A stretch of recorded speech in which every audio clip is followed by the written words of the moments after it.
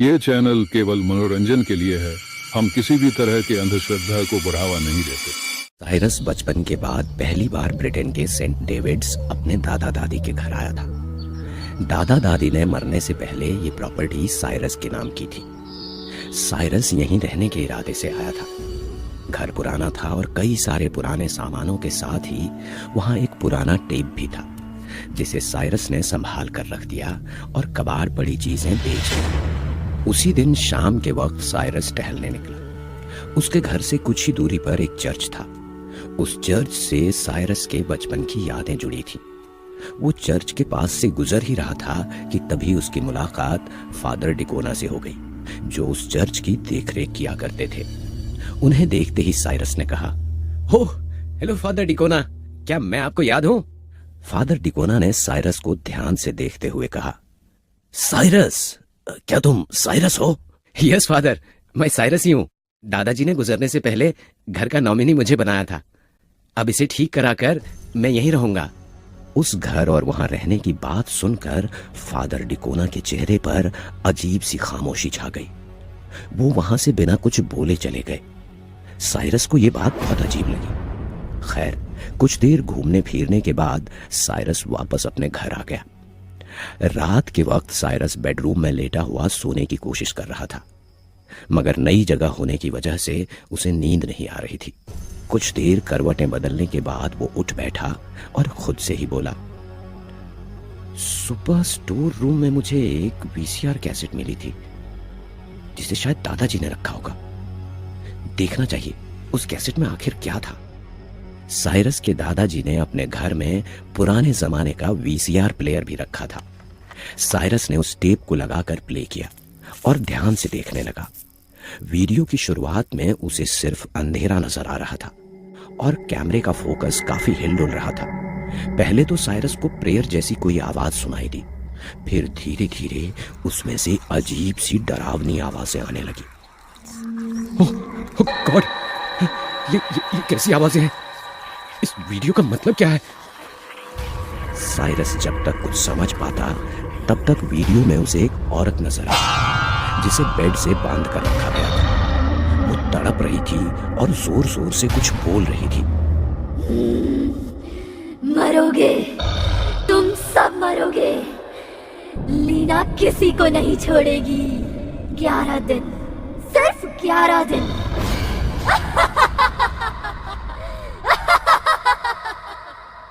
उस आवाज को सुनकर साइरस बुरी तरह डर गया। उसने फौरन ही वो टेप बंद कर दिया, मगर वो आवाज अभी भी पूरे घर में गूंज रही थी। आवाज इतनी तेज थी कि साइरस अपने कानों पर हाथ रखते हुए फ्लोर पर गिरकर बुरी तरह तड़पने लगा।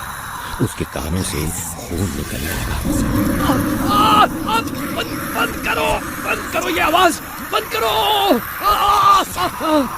उसे बेहोशी जैसा महसूस होने लगा। अचानक आवाज बंद हो गई। साइरस अभी भी जमीन पर अचेत हालत में पड़ा था। वो उठने की हिम्मत कर पाता तब तक कमरे की लाइट अपने आप लपकते झपकते हुए बुझ गई और साइरस को कमरे में अजीबोगरीब काले साए नजर आने लगे, जो उसके आसपास ही घूम रहे थे। साइरस इतना डर गया था कि वो उन सायों से जोर जोर से बातें करने लगा। नहीं नहीं नहीं, मुझे छोड़ दो। मैं ये घर छोड़कर चला जाऊंगा। छोड़ दो मुझे। इतना बोलते हुए वो हिम्मत करके उठ खड़ा हुआ और फौरन ही बाहर भागा। अंधेरे रास्ते पर दौड़ते हुए उसे सामने चर्च दिखा। साइरस भागता हुआ सीधा चर्च के पीछे वाले रास्ते से अंदर दाखिल हो गया। चर्च में इस वक्त कोई नहीं था और वहां काफी अंधेरा भी था। साइरस बिल्कुल अधमरा हो चुका था। वो चर्च की एक बेंच पर बैठे बैठे ही सो गया। अगली सुबह बेंच पर सोए हुए साइरस के कंधे पर किसी ने हाथ रखा। साइरस चौंक कर उठ बैठा। उसने देखा उसके सामने फादर डिकोना खड़े थे और उन्होंने हैरानी से पूछा, ये तुमको क्या हुआ डियर चाइल्ड? साइरस अपने साथ हुई रात की घटना का जिक्र फादर डिकोना से करता चला गया और फादर डिकोना सारी कहानी खामोशी से सुनते रहे और आखिर में साइरस ने कहा, वो घर पूरी तरह से प्रेतात्माओं से भरा हुआ है फादर। ऐसी हालत में मैं वहां बिल्कुल नहीं रह सकता। फिर फादर डिकोना ने कहा, मुझे पता था वो घर श्रापित है, मगर मैंने सोचा था कि मेरी की मौत के बाद सब कुछ शायद ठीक हो गया होगा। पर मैं गलत था। कैसा श्राप फादर? क्या आप सब कुछ पहले से जानते थे? मुझे सब जानना है कि आखिर उस घर पर कैसा श्राप है। फादर डिकोना ने चर्च में लगी घड़ी की तरफ देखते हुए कहा, सब बताऊंगा साइरस। आज रात हम उसी घर में ऑकल्ट करेंगे और उस घर को हमेशा के लिए महफूज कर देंगे। मैं कुछ जरूरी सामानों का इंतजाम करता हूं, तब तक तुम मेरा यही इंतजार करो। इतना बोलकर फादर डिकोना वहां से चले गए और साइरस रात होने का इंतजार करने लगा। रात के तकरीबन 1 बजे फादर डिकोना और साइरस उसी कमरे में जमीन पर बैठे हुए किसी तरह की ऑकल्ट आर्ट करने जा रहे थे, जो कि एक तरह की तंत्र क्रिया थी। जमीन पर बकरे के ताजे खून से एक स्टार बना था, जिसके हर कोने पर एक कैंडल रखी हुई थी और उसके बीचों बीच एक इंसानी खोपड़ी। फादर डिकोना साइरस को बता रहे थे, आज से लगभग 50 साल पहले तुम्हारे दादाजी यानी मिस्टर फ्रैंक और मैरी उस घर में रहने आए थे। तुम्हारी दादी एक मेंटल असाइलम में जॉब करती थी और अक्सर मानसिक तौर पर बीमार लोगों की केस स्टडी के लिए वहां से उनकी वीडियो टेप लाती थी। एक रात वो अपने साथ लीना की टेप लेकर आई, जो कि एक जादू टोना करने वाली महिला थी। लीना की आत्मा ने ही इस घर पर कब्जा कर रखा है और जो भी यहाँ रहने आएगा वो 11 दिन से ज्यादा जिंदा नहीं रह पाएगा। इतना सब सुनकर साइरस काफी डर चुका था। हमारे पास ज्यादा वक्त नहीं है और इस ऑकल्ट आर्ट को सीमित समय में करना होगा। फिर एक बड़ा सा शीशा देते हुए फादर डिकोना बोले, ये शीशा तुम्हें पकड़ कर रखना होगा। मैं लीना की आत्मा के साथ साथ इस घर में मौजूद सभी प्रेतात्माओं को इसमें कैद करूंगा। ध्यान रखना, कुछ भी हो जाए मगर ये शीशा मत छोड़ना। साइरस शीशे को पकड़कर बैठ गया और फादर डिकोना ऑकल्ट करने लगे। कुछ ही देर में कमरे की लाइट्स अपने आप लपकने झपकने लगी और साथ ही साथ कमरे में अजीबोगरीब धुएं जैसे साए नजर आने लगे, जिन्हें देखकर साइरस डर रहा था, मगर उसने शीशे को मजबूती से पकड़ रखा था। कुछ ही देर में वो साए होली प्रेयर के प्रभाव से एक एक करके शीशे की तरफ खींचने लगे, मगर शीशे में घुसने से पहले वो साइरस का चक्कर लगाने लगे। साइरस काफी डरा हुआ था। फादर, मुझे डर लग रहा है, तो प्लीज प्लीज रुक दीजिए। फादर डिकोना ने उन सायों की तरफ देखते हुए अपनी आंखों से इशारा किया। उन्होंने साइरस को पकड़ लिया और उसे हवा में उठाने लगे। साए साइरस को इतनी जोर से जकड़ने लगे कि वो दर्द की वजह से बुरी तरह चीख पड़ा। फादर, बचाइए! अब बचना कैसा डियर सन?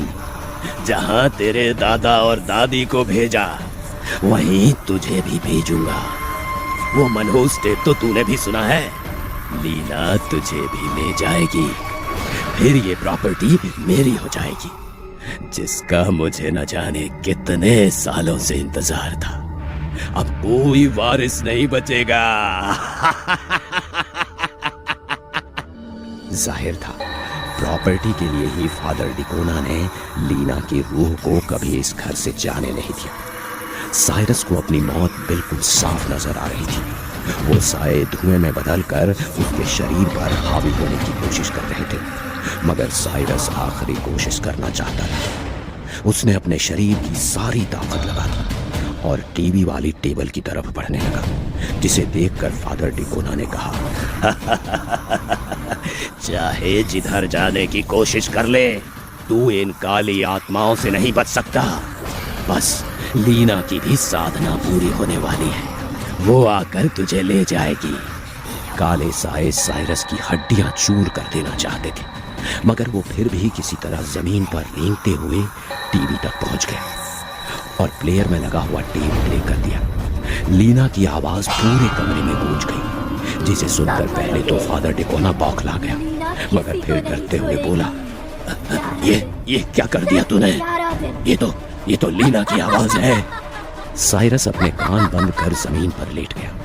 अगले कुछ पलों में कमरे में एक अजीब सी मनहूसियत छा गई। जिन सायों ने साइरस को पकड़ रखा था उनकी पकड़ कमजोर पड़ चुकी थी। कमरे में साइरस को किसी औरत के पैर दिखे जो कि अजीब सी आवाज निकालते हुए फादर डिकोना की तरफ बढ़ रही थी। कमरे की लाइट अपने आप बुझ गई और फादर डिकोना दर्द से कराह उठा। नहीं, मुझे छोड़ दो, माफ कर दो। फादर डिकोना की चीख से वो घर गूंज गया। साइरस उठने की हालत में नहीं था। वो अधमरा जमीन पर ही पड़ा रहा। साइरस दर्द से कराहता हुआ उठ बैठा। उसने देखा कमरे में सब कुछ सामान्य हो चुका था। लीना फादर डिकोना को लेकर हमेशा हमेशा के लिए उस शीशे में समा चुकी थी जिसमें लीना फादर डिकोना के साथ साथ कई काली आत्माएं कैद हो चुकी थी। साइरस ने वो शीशा तोड़ दिया। साइरस ने एक पुराना शाप खत्म कर दिया था।